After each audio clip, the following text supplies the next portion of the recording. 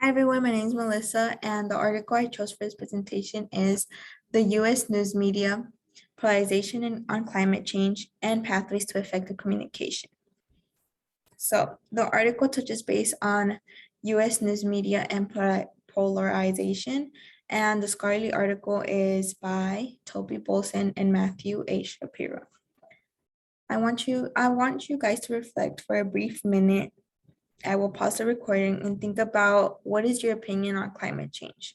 Reflect on it, and once you're done with that, you could also reflect on how did you form this opinion?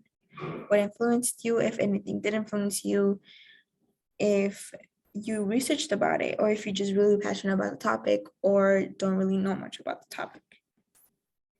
So I'm gonna pause. Okay, let's get right to it.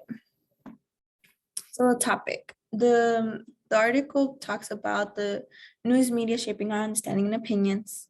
They also bring different perspectives that take advantage of this strategy, which is framing. We'll talk about it. They used research that demonstrates the different ways it has been done. It also demonstrates the timeframes in which they sometimes specify certain timeframes, but they also show how it has evolved over time. So the argument. Framing is used by U.S. news media in order to mold the understanding and stance of people on climate change by sharing certain information and the way they present it. So basically, framing is constructing or encouraging certain interpretations, and the U.S. news media does this in many ways on many topics, but specifically for climate change, they focus on two standpoints. And regardless of the perspective, they do framing. They frame what they put out there.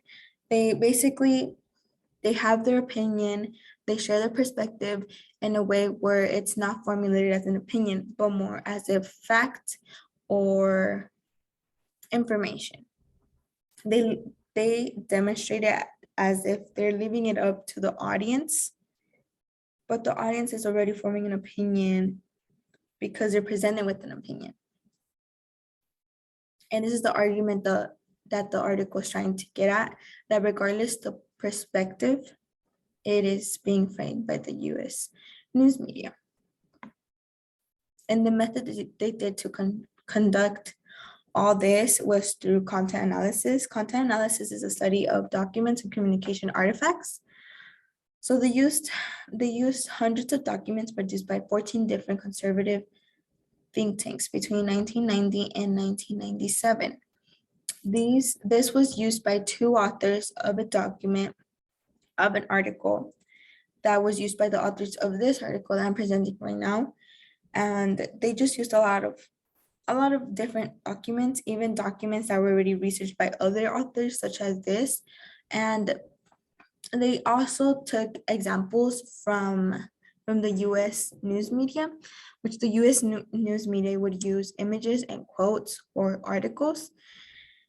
And for the images, there wasn't really images in the articles, but they talked about how the US news media would either put like images of smokestacks or how climate change would affect the world negatively, but they would never conclude causes or solution.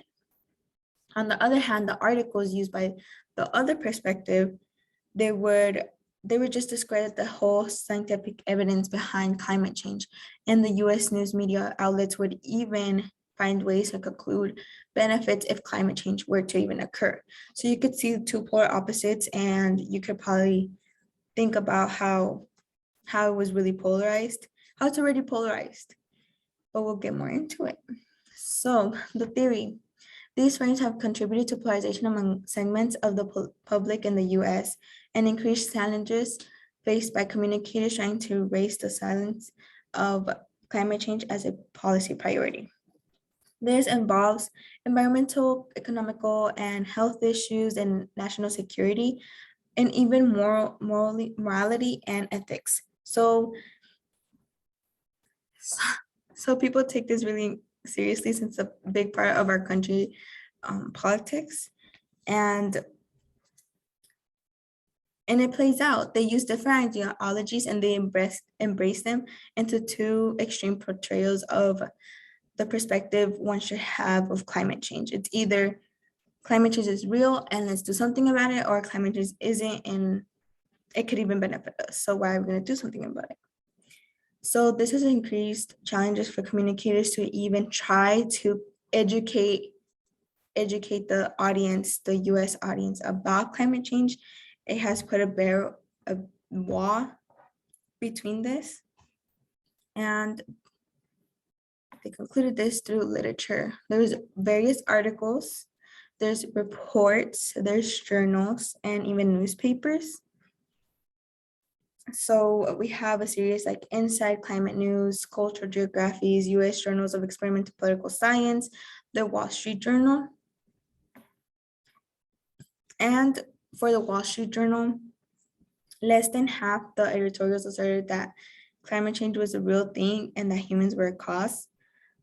So more than half of their articles had a negative viewpoint on climate change in a way that they discredited everything, but less than half did assert that it was a real thing. And it just proves to show the dramatic perspectives that they gave and how it really framed and shaped an opinion that they gave out to the audience.